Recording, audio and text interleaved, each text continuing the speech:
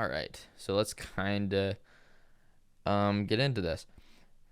So, habit's pretty amazing. I feel like at this point, I've learned quite a bit on the scientific aspect, different ways to implement it, and what to do to change your habits and stuff like that. But um, I feel like with this book in particular, with Atomic Habit, it does it a little differently because obviously habit is a very important thing, but it kind of relates to other stuff I've read and researched on my own, but for different things. Like without realizing it, I have set up habits within the past couple years of my life that have had a larger impact than I would have realized.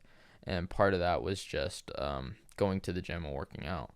And Noah was actually the one to kind of get me to start this and kind of made it a habit for me because he forced me into it, kind of thing. Like I both wanted to, but he um, let's just say he was basically a free personal trainer for me for a hot minute, and he was the one that kind of helped implement and make that habit possible.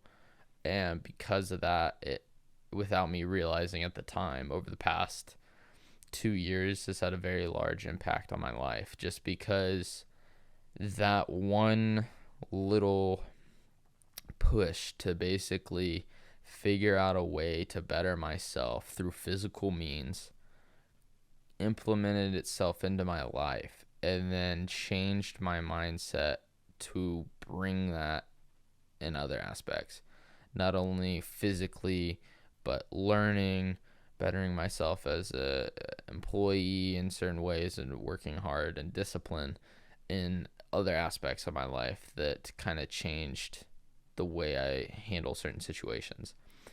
And that is one of the main things that James Clear talks about in his book. He's talked about habit for years now, and he decided to make this book just because he's had blogs on this for years.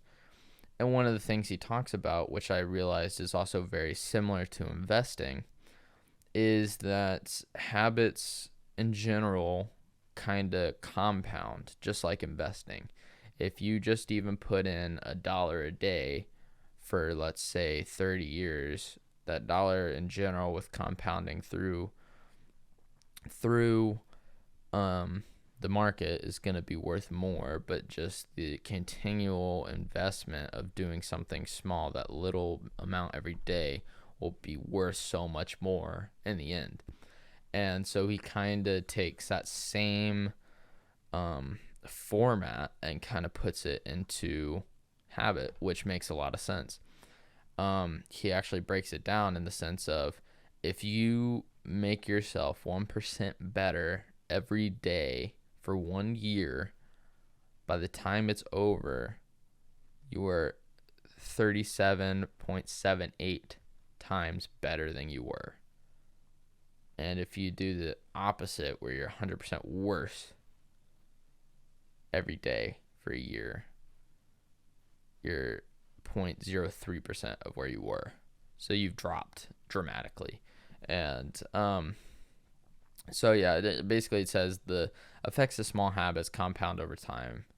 So if you do get 1% better every day, by the end of the year, you're nearly 37 times better after 1 year, which makes a lot of sense. It's what he tries targeting in this book, is trying to make small efforts of change that over time will build into something better. Which I've never necessarily thought about it that way, but it makes a lot of sense. And it's some of the stuff I'm trying to implement now. I guess let me use myself as an example. I mean, after reading this book and in general, the past couple weeks, being out of the gym and doing some other stuff, and my routine kind of being tossed around, and because of how my routine was set up, it kind of allowed it to be more fragilely broken. And one of those things was, especially with the gym situation, I would typically work out in the evenings after work. And now I'm doing it in the mornings. I'm waking up at 5 o'clock every morning, besides the weekends, um, to go work out for an hour before work. And it kind of takes that, it takes away the chance of something coming up where it gives me a reason not to go to the gym.